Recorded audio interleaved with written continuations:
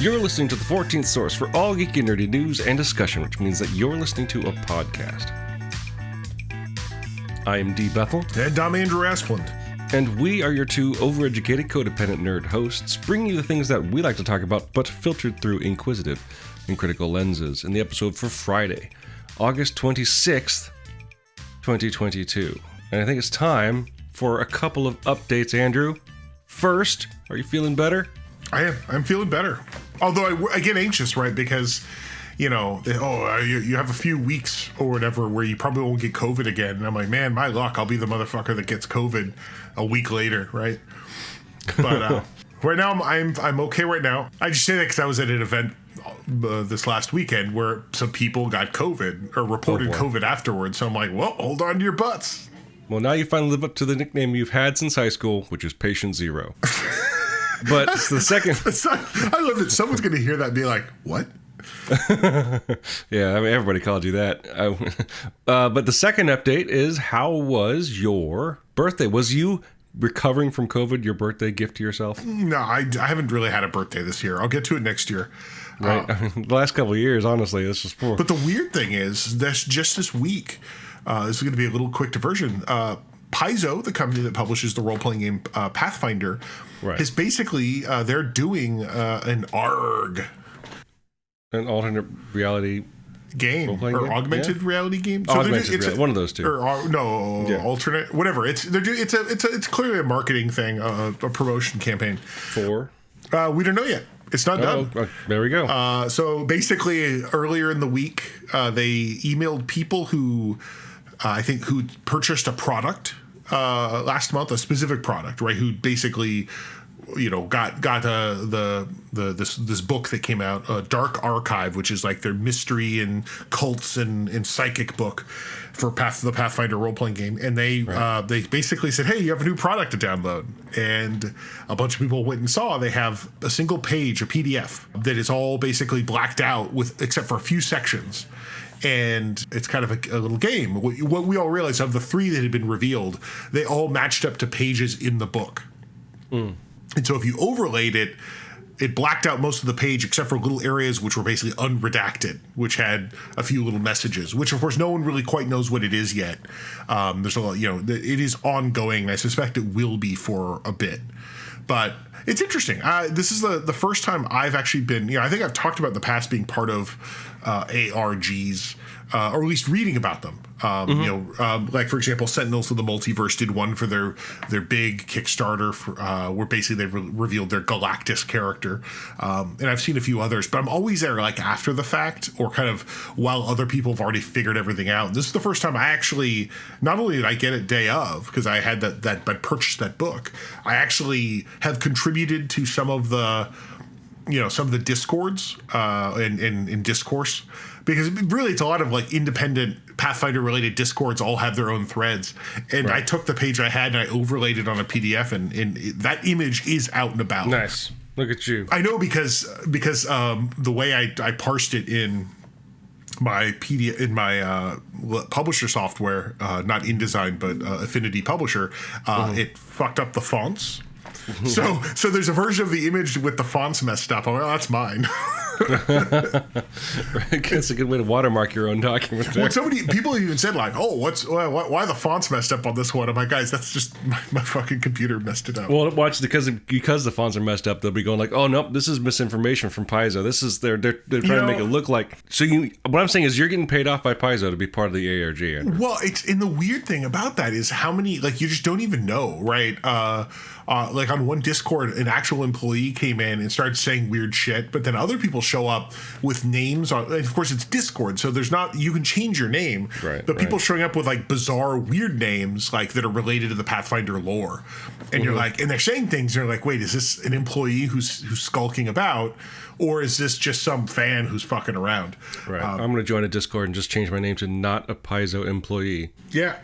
Well, actually, one guy did go in and say, why, hello, my name is, and he misspelled a Paizo employee's name, and then said to the actual employee, oh, yes, I've forgotten the details. Could you tell me, employee, about them? Wait, so I know, like, ARGs, they like to really mess with sort of perception of reality, like make it look like... we talked about wasn't there like a medical company that you'd found that was like an Umbrella Corp, right? Or something like that. Oh, yeah. There's like, one what's that going on? We couldn't even determine if that was real or not. A bunch of like pharmaceutical companies that had this real umbrella vibe that all went to the same company. Yeah. I don't even know if that was real or not. I know it's still an unanswered question, but that's a tradition in ARGs. It's being revealed in like redacted documents. Like, did they just go all the way? Were these documents revealed after a recent raid on, let's just say, a mansion in Florida? No. No? Oh, okay. No, but I mean, the one thing that is interesting about it is, first of all, Paizo has always done they've done some kind of weird things. For example, if you go back in the history of their publications, they do Adventure Paths, which is a series of monthly releases that have like a long-going adventure you play through. And at the end of every Adventure Path, there's a comment in the copyright notice at the end of the sixth volume that always has like a secret message. Now, the secret messages are often just a gag. Right. A few of them have been references to upcoming products, but only like 2 or 3 of them. But this one is like this is the big thing here is that the actual book has, of course they can write the book in ways to make this very easy to do, but like, and choose the pages that they're going to make, secret pages. But like, clearly they published a book that, that facilitated doing this kind of thing. Which is, it's interesting. The book is still fine. It's not like they messed up the book. But the one thing is that a lot of people are speculating that this may be related to a product that has not been, I don't think, formally announced, but for whom a name shows up on like their company store. Interesting. So what people think it's going to be because we kind of know what it's about, like the upcoming product. So this might be like a big reveal. So what you did for your birthday is got involved with conspiracy theories. Technically, tabletop role-playing game conspiracy theories, but conspiracy theories nonetheless. Which is, and the reason why it's interesting, I think, for me as like a concept is because the book that this is focused on is a book that features stuff about conspiracy theories and cults and, secret societies. So it is kind of funny that, and I mean, clearly someone at the company thought that would be a fun thing to do, right? We're releasing the book that's all about this shit. Why don't we make that part of it? Well, I guess stay tuned, dear listeners, as more is revealed over the coming weeks, I'm sure. So... And I'm sure you'll let us know, especially if you are able to contribute more to deciphering the code.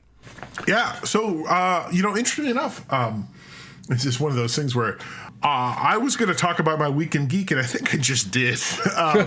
It wasn't a super involved thing, but I think for me, what I really liked about it was just that I got to be part of initial conversations, and I got to see kind of the way these things work.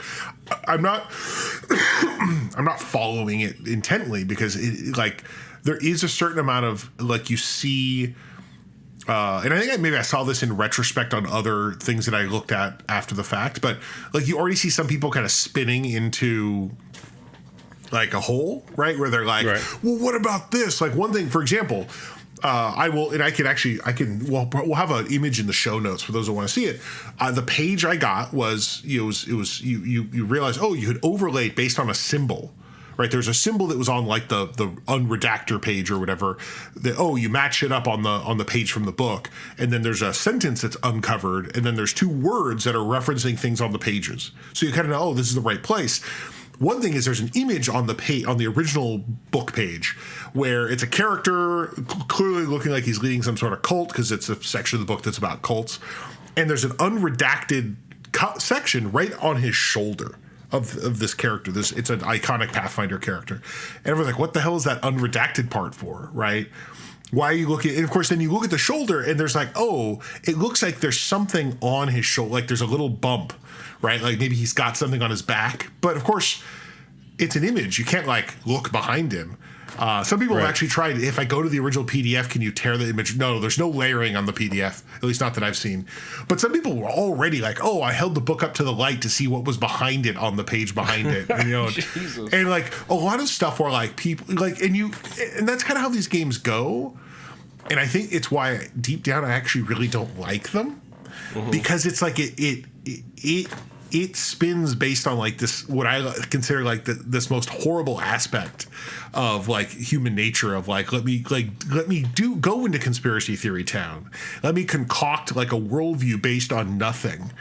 unlimited information, and that's part of the game. But it's like, yeah, but this is how you get like My Pillow and shit. So one of the reasons why I'm not getting too involved, because I know I'll sit there and, oh no, if you look at the burp and the whatever, and you look at this, and I mean, people are already trying to do stuff like, what can we apply these things to other pages? Like, are there, like, it's a right. I don't want to sound too down on it, but it is. I kind of get how people become crazy conspiracy theorists, because you just start digging into it and you start to build your own reality out of it. Yeah, really weird, but kind of neat though. I'll be excited to see is like the next big. Cause I'm assuming they're going to do drops of stuff every X amount of time, because the other thing is that the pages they release, these weird redactor pages, they're numbered, and they've released 3 of them, and there's like 22. Okay. So clearly stuff is going to come somewhere else, although maybe they'll be part of different books, or who knows. I mean, it's cool. It's cool that you got it on the ground floor. Yeah, I got to be a little bit part of it. I'll follow along. I mean, some people are saying like, oh, well, can we draw connections between content in the book? Right? People like trying to read the book and like, oof, yeah, nope. Hopefully it'll be something worthwhile. The real thing will be if it ends up being like nothing, like, oh look, we revealed that Bob in accounting really loves conspiracies. Like, okay. Probably he belongs to some strange forums. Well, speaking of revealing, as Andrew hinted at, this week we are going to be doing a Week in Geek episode. And I guess, was that your Week in Geek, Andrew, or did you want to talk about something else? No, I think that... I think that's, it's kind of an interesting thing that's topical. And it was. I mean, I totally spent, it was not a whole week, guys. I spent a day, a whole evening, week. Really. 18 hours a day. But, so no, I don't have much more to say other than that. But, it's one of those things where I'll probably have more to say in some amount of time. And maybe it'll be fun. Maybe it'll be interesting. Maybe we'll finally learn the truth about what happened to the god Aerodin. Sorry, Pathfinder nerd. We won't, by the way. They've already said that they're never going to reveal that. I like it. But yeah, but that was my Week in Geek, Dan. What about you? I watched a TV show. Well, no, I'm not done with it yet. I've been watching, as a fan of the original comics, as is my wife. We were excited for the drop of Netflix's The Sandman. Oh, it sounds like a real snooze. As of this recording, we've watched 7 of the 10, well now 11 episodes. It's funny because we've both read through the series more than a few times, but it's so dense that it's easy to forget stuff. But the praise that the show has garnered is pretty tremendous. Unless you're a racist white person. Right. But I follow Neil Gaiman on Twitter, and he has been apparently it's been #1 in like all 80 countries that Netflix is in for 3 weeks straight or something like that. It's doing gangbusters, but they're still like, we're not sure if we're going to get another season because Netflix is, I don't know, petulant. Well, also maybe going out of business. We never, can never really tell. I mean, Netflix, HBO, it's all falling apart. This house of cards is tumbling down.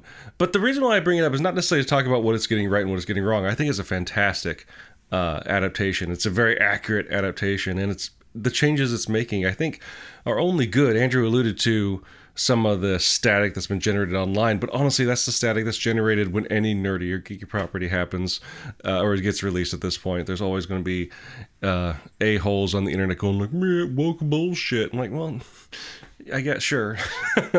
Moving on. Well, I want to say just real quick about that, though, that yes, and Neil Gaiman is, in fact, woke bullshit guy, right? Right. So it's like, if don't show up and be like, oh, you're ruining. Right. It's his That's ruin. The thing. Yeah, he's pointed out that a lot of things that people are complaining about that claim to be real comic book fans or real Sandman fans are actually stuff that's accurately translated from the comic. Like, there's so many gay people in this. Like, yeah, they were all over the comic. Did you not fucking read it? Right? And the changes he's making is, and he stated this publicly. I'll see if I can find the tweet or the quote. He's like, we were being fairly progressive when we made the comic, including gay characters and more women. Mm-hmm. And as the show was being made, they're like, oh, in the spirit of the original comic, we should be including the now more recognizable or more now well-known minority groups that that we made an effort to include back when we made the comic. So that's why we get more trans people, we get more people of color.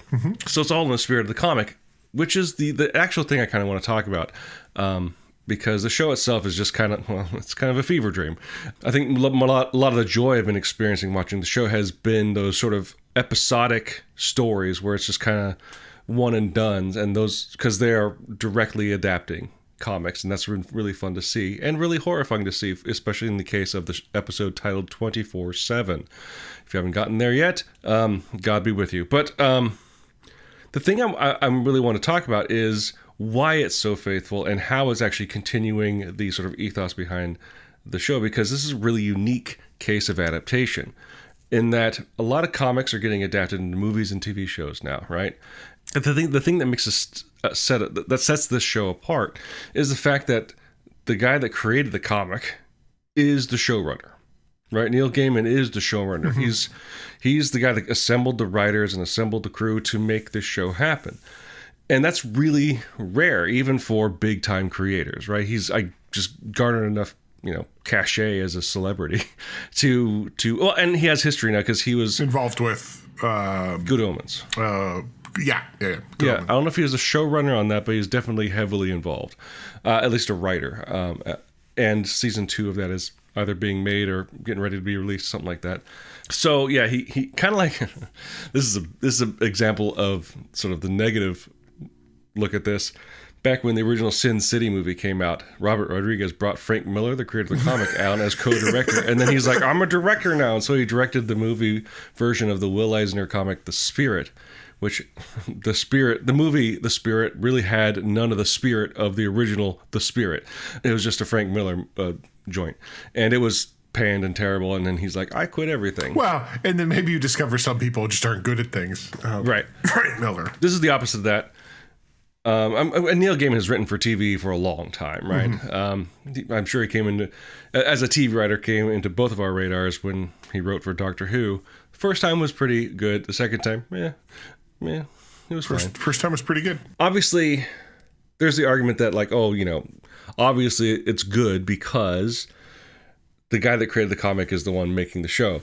But again, like I said, the thing with that is that that's very rare. Usually the creators are like executive producers, or maybe they get to write on the show. I think that's the case with Robert Kirkman when beginning of The Walking Dead.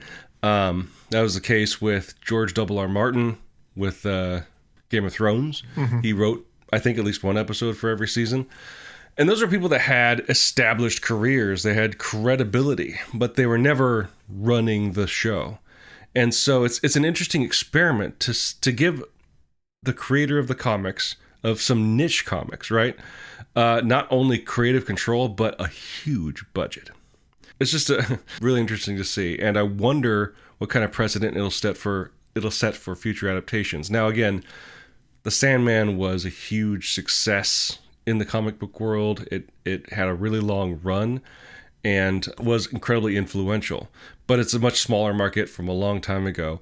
And step out of that field, again, for like probably 20 years, Neil Gaiman wasn't even really a name because he didn't start really publishing books, I believe, until after he had gotten fame in the comics market. And obviously not really writing for TV until he'd gotten some foothold in the comics market. But so his even though he was super successful in the comics market, outside of that, he was kind of nobody. But it's I don't know, it's just an interesting look at adaptation and kind of making good on the threat that, not the threat, but the claim that a lot of fans have is like, if they make the show, like the creator should be the guy running it, which like never happens. But in this case, we got that, and it seems to be paying off. It's an interesting experiment that, again, we see that it's doing well. We'll be seeing if it gets a second season. But the one thing we're learning is that apparently Neil Gaiman's really good at TV. Yeah, well, and it's interesting because although I know about Neil Gaiman, I've obviously, seen things that he's done. I haven't read The Sandman. I don't actually know if I've read anything he's done. Not neither comic nor fiction. Yeah. But this is not the first, adaptation of his that's been done. I mean, a lot of his work has been adapted. Right. Coraline. And Good Omens. Stardust. Right. Yep. And then, of course, American Gods. And it's interesting that this is, after so many of these other things, some were successful, some, more or less successful. The idea that having him do it himself, be involved with it himself is unusual, but it is the kind of thing where it's like, well, we've done this guy's work enough. Maybe we should be giving him more involvement. So, right.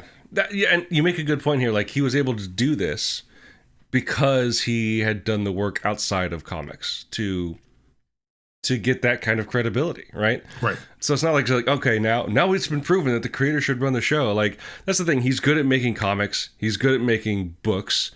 There was no guarantee he was good at making TV until he proved that. And I do definitely think it's something where, you could, I think probably if we were to look at it, we'd see it's been a slow coming, right? He's been, he was writing stuff here and there and whatever, and slowly all right, we'll write a little bit more. All right, do some more. Yeah, do some of this stuff. All right. I mean, he wrote the English screenplay for Princess Mononoke. That's kind of like how long he's been just chugging away at this. But we talked about this a long time ago. God, it must have been, I think, the first 5 episodes, somewhere around there, when we talked about adaptations.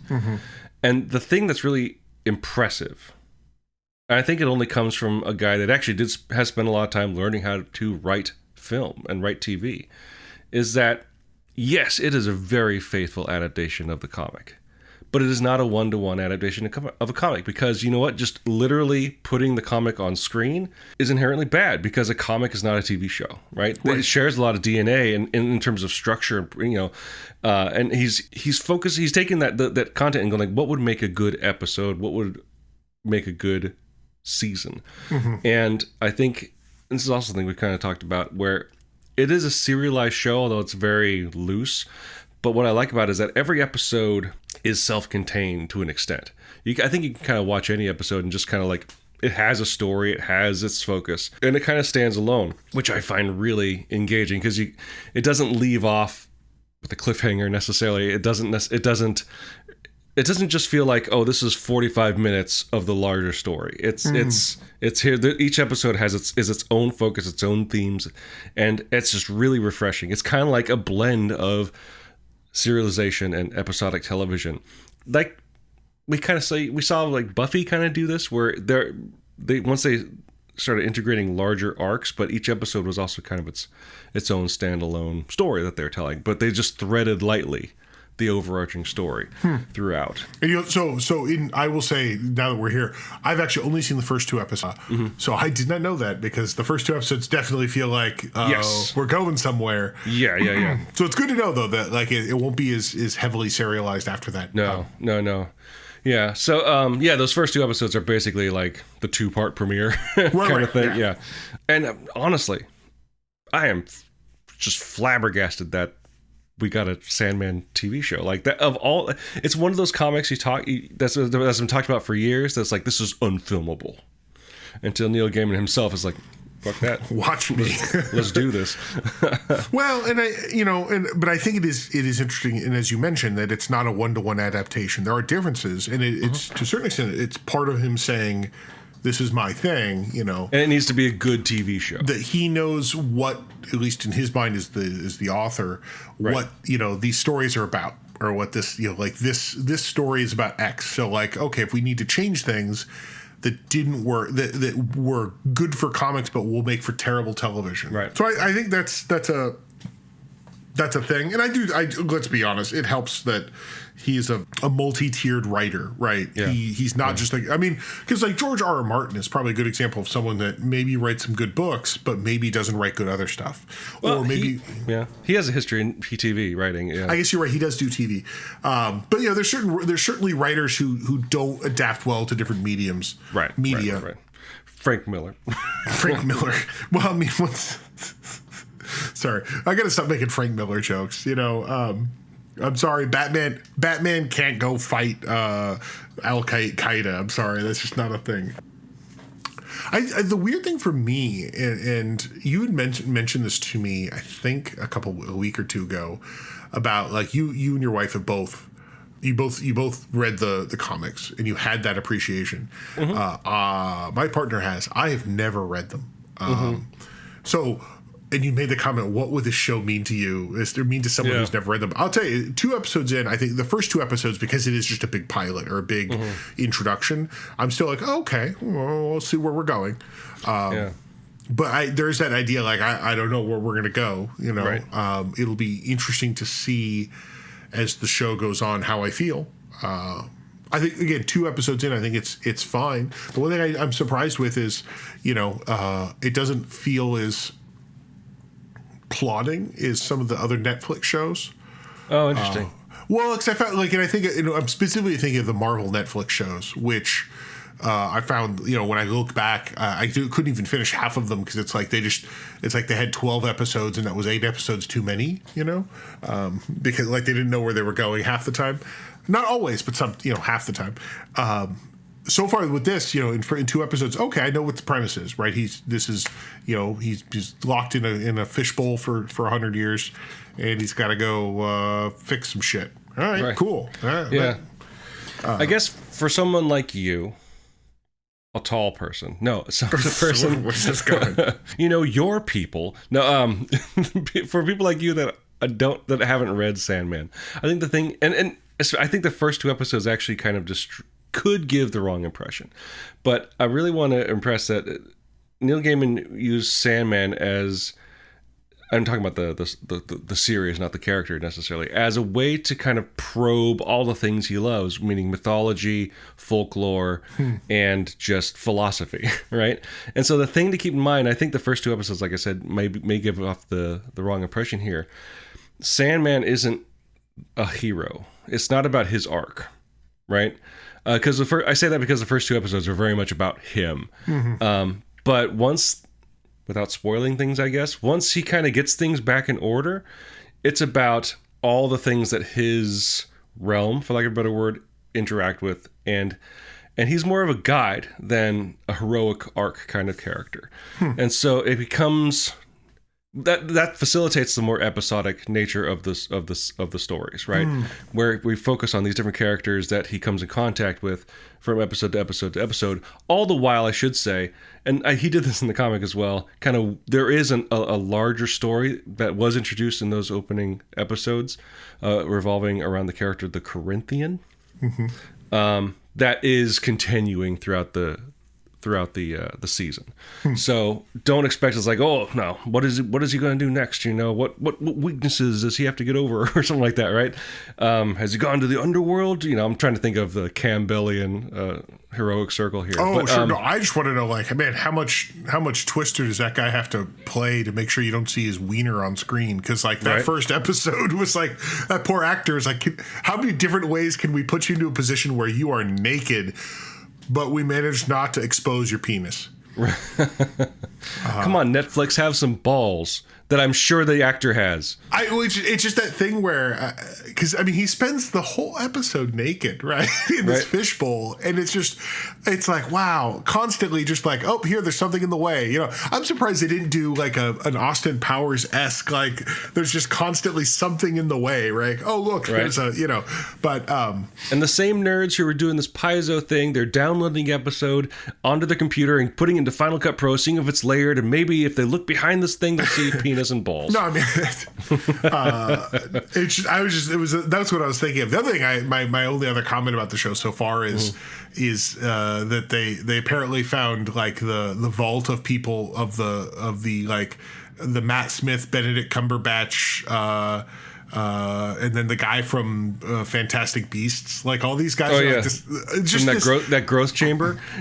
Of guys that like you could probably swap out half of them for the other, and you'd be like, oh yeah, it's the same guy, right? I mean, that was when we talked about Fantastic Beasts years ago.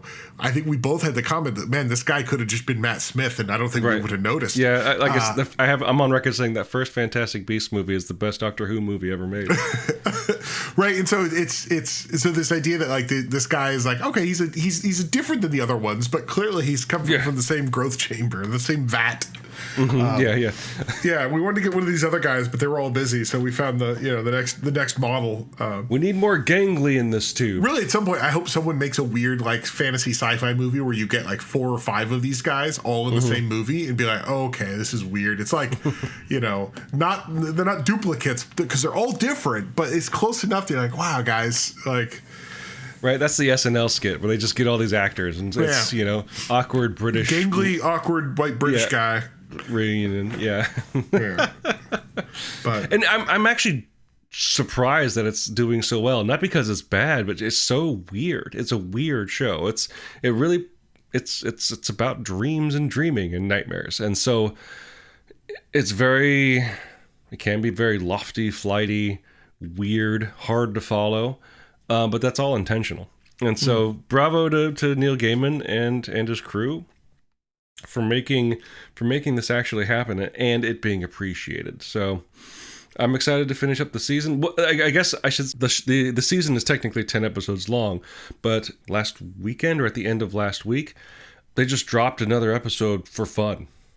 And Neil Gaiman, in his usual witty and sort of charming way, he just said, because I love you, or whatever, and released an episode that for fans of the comic was really exciting. So it's a little bit longer than normal episodes, but what it looks like is that it's just 2 of the shorter stories that are in the comic kind of stuck together, and they're stories that are like the award-winning or like this. If you're going to read one Sandman story, you're going to read this one, right? That's interesting. I didn't realize that because I've only seen the first 2 episodes.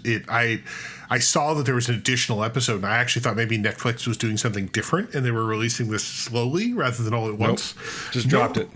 Yeah. The one thing that I haven't seen yet, and the story hasn't really provided opportunity for it. I think I saw it once in the show so far, but one of the pieces of the comic I love is that Dream, Morpheus, Sandman, right, whatever you want to call him, is that since he's this sort of he's a god, for lack of a better word, him and all of his siblings, the Endless, there's no specific corporeal form that they have, and so one of the things they do in the comics is when they go to different cultures or they even go to different planets or whatever, when the native people of that planet or of that culture see Morpheus, they see the version of Morpheus that they see, which tends to look like them. Spoiler alert, in the episode that dropped, at least if they're sticking to the comic, Sandman should show up as a cat. I should say that they do actually do this at least once that I've seen so far. So spoiler alert, but it's in episode 3. It was cool to get that sort of reference. I hope to see more of that because it really shows how actually universal his role is, but also just that we're all connected by the dreams and nightmares we have. And it's a cool conceit, I guess. But the reason why I'm not surprised they don't do it is because they hired an actor and they're paying him money. Right. So, right? It's the same reason why Robert Downey Jr. is not hiding behind the Iron Man mask as often as maybe he should be. Because he's like, we paid for this actor. We want to see his face, right? Right. I'm glad you're watching it. I'm excited to hear, if you keep watching it, what your thoughts are, because it gets pretty wacky and, spoiler alert, horrifying. Well, there you go. I'll probably keep watching it. It's only 9 more episodes. Right? Yep. I think I can handle that. Although I say that, and yet I've how many Marvel Netflix shows did I fail to finish? So who knows? It'll haunt you in your dreams. Okay, probably not, but that's fine. So if you, dear listeners, have any thoughts about the topics we discussed this week, feel free to leave your thoughts as comments on the page for this episode at forallintents.net. You can also post your comments or engage in conversations with other listeners on our Facebook page. You can find us on other social media as well, such as Twitter and Instagram. On Twitter, you can find us at respective handles, which means you can find Andrew tweeting about tabletop role-playing game at Profound Dark, and you can find me at Bethel. You can also find us on Instagram, where you can find Andrew at Profound Brick, and me and my work at Bethel Comics. While you're at our website, forallintents.net, you can also take a look at our YouTube page, or you may be there already listening to the show on YouTube, because we have it there now. If you are, please like and subscribe, or as they like to say in the business, ring the bell. We use 2 tracks of music for our show. One is called Disco Medusi, the other is called District 4, and they're both written and performed by Kevin MacLeod of the Clan MacLeod, immortal swordsman, graph paper enthusiast, and musician extraordinaire. You can find his music at incompetech.filmmusic.io, and that's all licensed under the Creative Commons 4.0 attribution license. If you like the show and like to help us out, the best way to do so would be to subscribe to the show using whichever podcasting service you happen to use. What would help us out even more, though, would be to go to their storefront and leaving some sort of review, whether a text review or using their proprietary metric will help spread the word to new potential listeners through the magic of algorithms.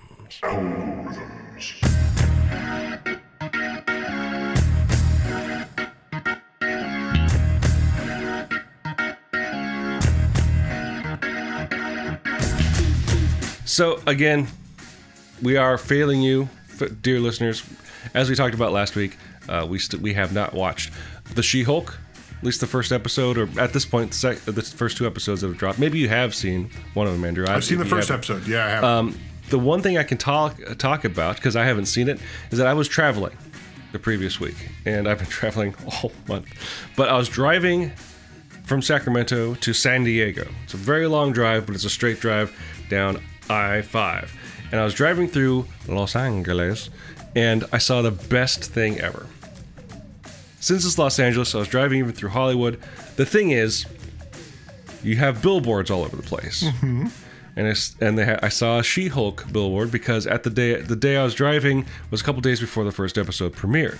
Oh. And the billboard for She-Hulk is exactly what you wanted, and it was exactly as awesome as you'd expect. It is just one of those cheap-ass, goofy lawyer billboards, but it's She-Hulk, and it's perfect. I didn't get a picture of it. Maybe I can find a picture online because I was driving. But it was great. I'm like, thank you for this. This is what I needed. It was expected, but it was perfect. Well, and that makes sense. It's kind of what the show is done, at least as of the first episode. So, is it the David E. Kelly show that we always wanted? Based on the first episode, I could see it going there, and I'm hoping it does. Okay. They do have some courtroom, stuff. There isn't as much of the first episode is mostly kind of setting up where we're at, so you don't. Right. I'm guessing it's a lot of what we saw in the trailers of her. Yeah. With Hulk. Yeah. With Hulk. Yeah. Mm-hmm. I'm sorry, He-Hulk. I do want to see more just silly lawyer stuff because it's a comedy, right?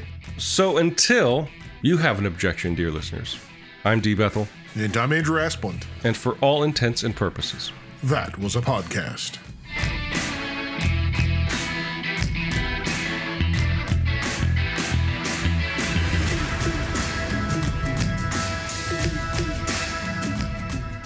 Okay, what are we doing here? It's going to be August 20... Fuck me, is it?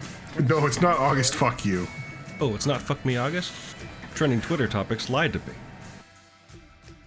If you like the show and like to help us out, Nope.